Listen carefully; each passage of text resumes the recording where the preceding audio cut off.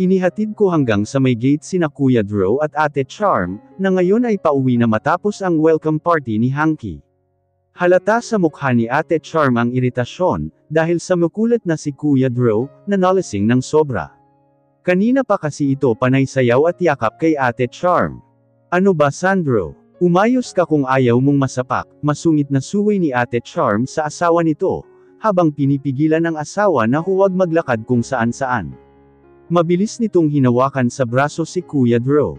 Ang bango-bango naman ng sweetie pie ko, wika naman ni Kuya Sandro, na ngayon ay sinisinghot ang leeg ni Ate Charm.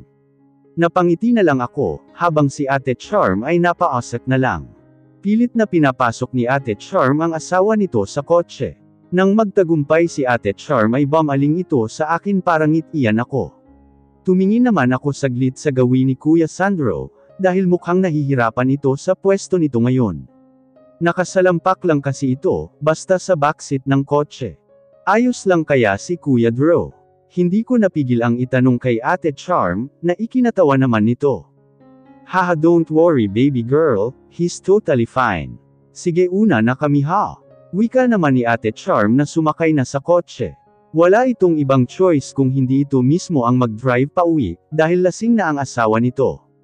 Baby girl o baby Mira ang madalas itawag sa akin ng mag-asawa, na noon ay ikinaiinis ko pa, pero ngayon ay sanay na ako. Kumaway sa akin si Ate Charm, kaya naman napangiti ako at kumaway din ako dito. Don't let others steal your man baby girl. Paalala pa nito sa akin na ikinakunot-noo ko. Ngumiti lang ito sa akin bago muling kumaway. We have to go. Palam nito bago pinaandar ang kotse. Sinundan ko na lang ng tingin ang papalayo nitong sasakyan. Nang mawala na sa paningin ko ang sasakyan nina Ate Charm, ay pumasok na ulit ako sa loob ng bahay. Naabutan ko pa sa sala si Hanky, na inaalalayan sa pagtayo si Greg, na ngayon ay lasing na rin katulad ni Kuya Drew.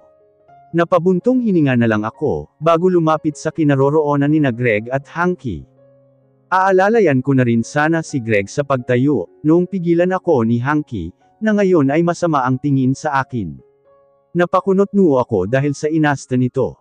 Ako na bahala dito. Don't waste your time, suwi pa nito sa akin na ikinainis ko. I'm his wife, pagpapaalala ko dito na ikinairap nito. Tumawa pa ito ng mahina pagkatapos. Yes, you are his wife but do not act like one. Sarkastiko na wika nito, bago muling nalalayan si Greg sa pagtayo. Napabuntong hininga na lang ako at hindi na lang ito pinansin. Ihahatid na kita sa kwarto mo Greg, wika ni Hanky habang nakayakap ang mga braso nito sa baywang ni Greg, na lihim kong ikinainis. Paalis na lang sana ako sa harapan ni na Hanky, para mawala ang inis ko dito noong marinig ko naman ang boses ni Greg. Agad akong napatingin dito, ngayon ay pilit itong kumakawala sa pagkakahawak dito ni Hanky. Wife, paulit-ulit na usal nito, habang nakatingin sa akin, at pilit na iniaabot sa akin ang kamay nito. Naramdaman ko ang mabilis na pagtibok ng aking puso, at pagpula ng aking pisngi. Greg, I'm here, halata sa boses ni Hanky na naiinis ito, at masama ang loob nito kay Greg. Pilit pa rin itong inaalalayan sa pagtayo si Greg, kahit panay pa ang piglas dito ng asawa ko. I want my wife. Medyo malakas ang boses na wika ni Greg kay Hanky, habang papungay-pangay ang mga mata dahil sa kalasingan. Napabuntong hininga na lang si Hanky. Ngumiti naman dito di Greg, bago bumaling sa akin, na para bang kinikilala pa ako. Ituro pa ako nito, wife, sigaw pa ni Greg noong makawala ito sa yakap ni Hanky. At noong makilala ako, nagulat pa ako noong bigla na lang itong lumapit sa akin, at mabilis akong niyakap. Disgusting, sigaw ni Hanky na ikinatingin ko dito. Masama ang tingin nito sa akin, na anumang oras ay gusto akong sagudin dahil sa sobrang galit. Napamaang na lang ako dahil sa hindi ko inasahan ang reaksyon nito, which, asak pa nito na napasabunot pa sa buhok nito. Nagdadabog na iniwan na rin kami nito ni Greg. Natitigilan na nasundan ko na lang ito ng tingin. Wife, usal ni Greg sa may tainga ko, dahilan para mawala ang atensyon ko kay Hanky. Napamulaga pa ang mata ko, noong maramdaman ko ang pagdampi ng labi ni Greg sa leeg ko. Anong ginagawa mo master? Gulat na reaksyon ko dahil sa kiliti na dulot ng halik nito sa aking leeg. Nagawa ko pa itong itulak palayo sa akin, dahilan para mapahiga ito sa sofa na siyang sumalaw dito. Narinig ko ang mahinang pagtawa ni Greg, na para bang kinikiliti ito kaya lalo akong napamaang. Napanguso pa ako noong makita ko na niyakap nito ng mahigpit ang isang unan na nasa ibabaw ng sofa. Mabilis akong lumapit dito para muli itong alalayan sa pagtayo. Nang magawa kong maalalayan sa pagtayo si Greg, ay agad itong yamakap sa akin. Napabuntong hininga na lang ako, at hindi na ito pinansin. Dinala ko na lang ito sa kwarto nito, kahit medyo mabigat ito. Itinulak ko si Greg pahiga sa kama, noong makapasok na kami sa kwarto nito. Nagpamaywang ako habang hinihingal dahil sa pagod.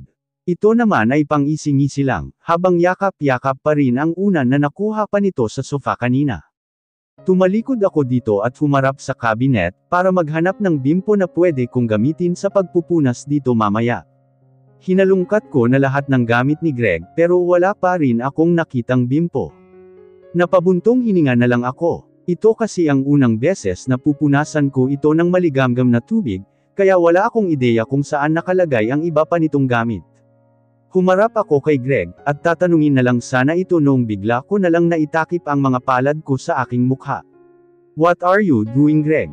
Tanong ko pa dito dahil sa gulat. Nararamdaman ko pa ngayon ang pamumulan ng aking pisngi.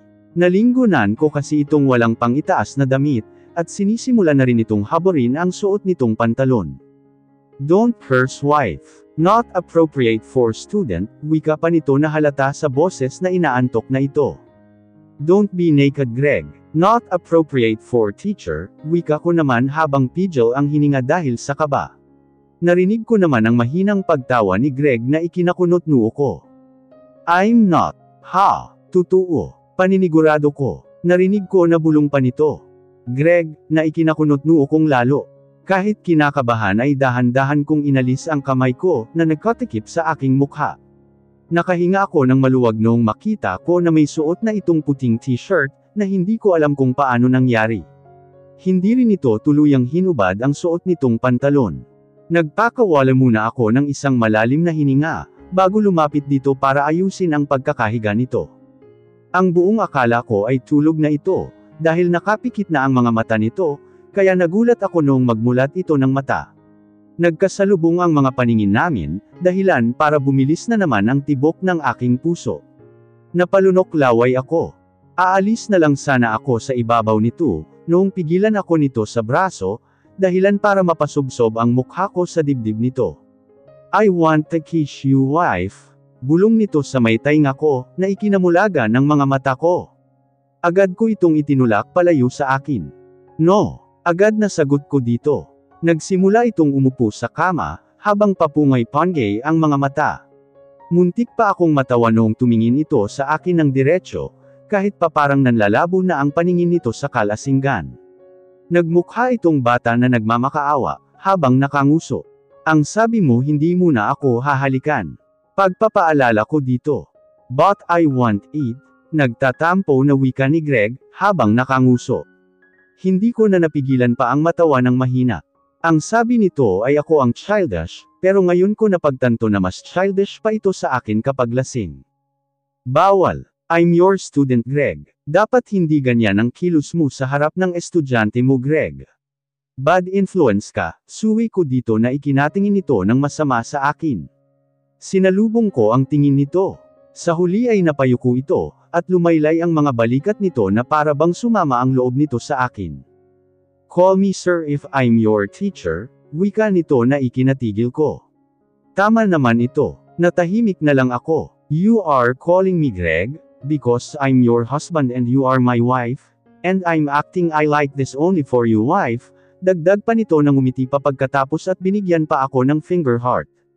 Natahimik akong lalo, at naramdaman ko na naman ang pamumulan ng aking pisngi. Umayos na ulit ng higa si Greg sa kama nito.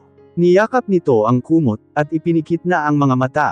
Hindi ko inasahan na halik ni Greg sa hangin na ikinamaang ko. Naiwan tuloy na nakanguso ang labi nito. "What the?" Hindi ko na napigilan ang mapangiti. "My husband." Napapangiti ako habang tinitingnan ang picture ni Greg sa aking cellphone. Kinunan ko kasi ito ng picture kagabi, habang nakanguso. Nawala ang pagkakangiti ko noong maramdaman ko na merong sumiko sa akin. Bakit? Inosenteng tanong ko kay Maxan, na siyang sumiko sa akin.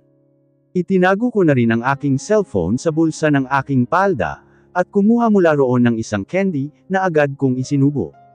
Napakunot noo si Maxan. Makinig ka kay Sir De Leon best friend, bulong nito sa akin na may diin sa boses. Ngumiti lang ako dito na ikinakunot noo nito.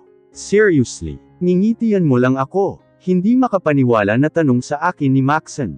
Don't be afraid. Malakas ako kay Sir, nakangisi na sagot ko naman dito na ikinamaang nito.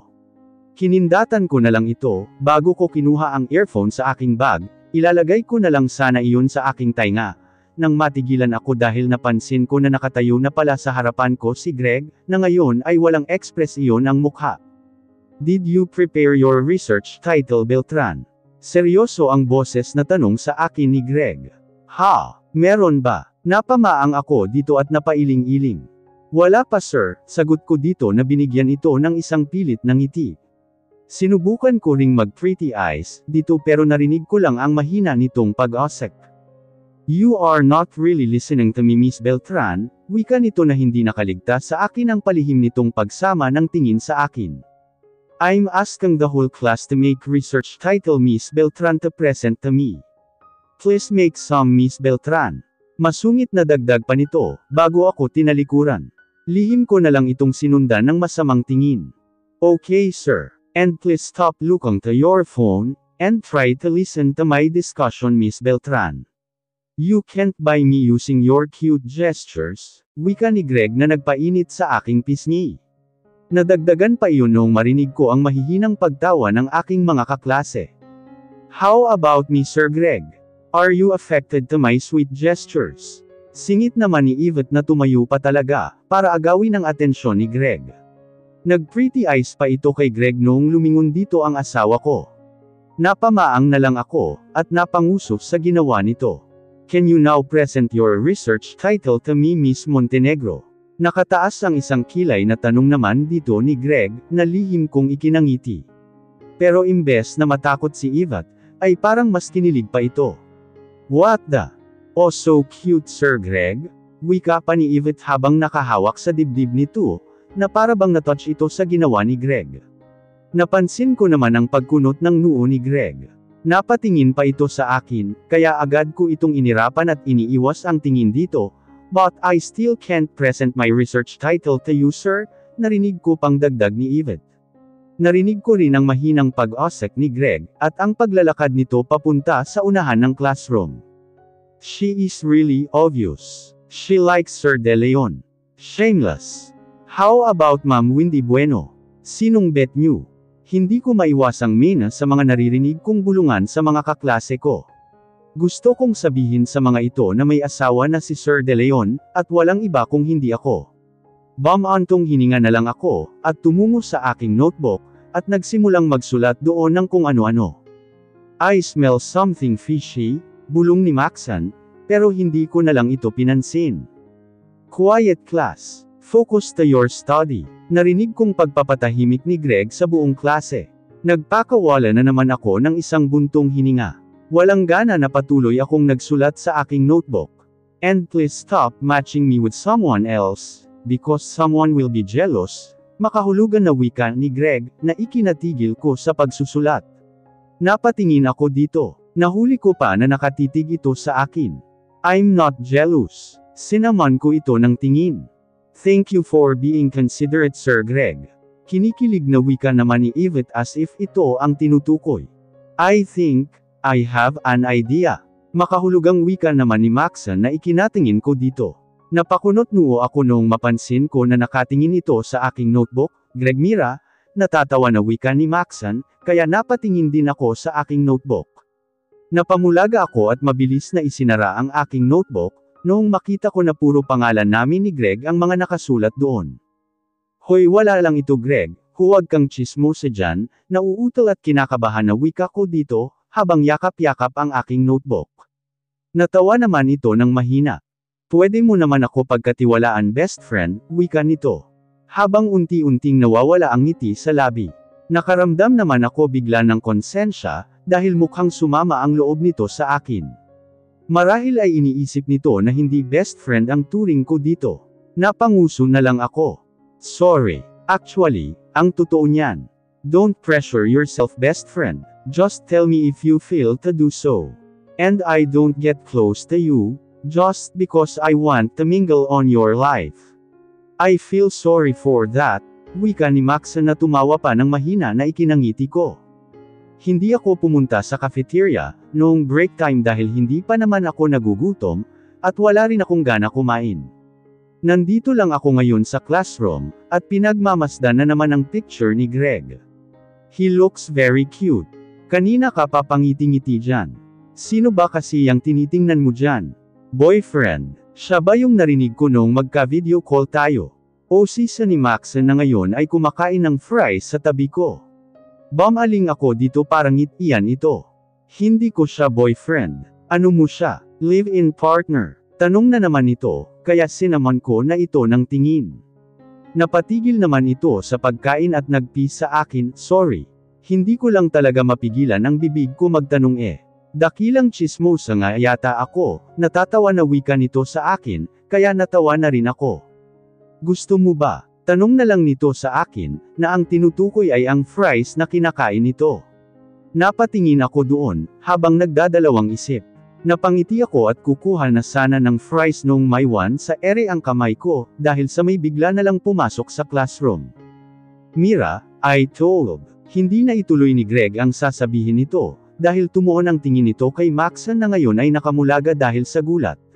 Miss Blazo, you are also here? Dagdag pa ni Greg na nagpalipat-lipat ang tingin sa akin at Maxon. Itinikom ko ang bibig ko na nakangga nga pala, dahil sa pagkagulat sa biglang dating ni Greg. Napapikit pa ang mga mata ko, at lihim na dumalangin na sana lumunin na lang ako ng lupa. Huminga muna ako ng malalim, para pakalmayan ang aking sarili. Si Sir De Leon, yung boses na narinig ko. Yes Miss Blazo, shut your mouth master.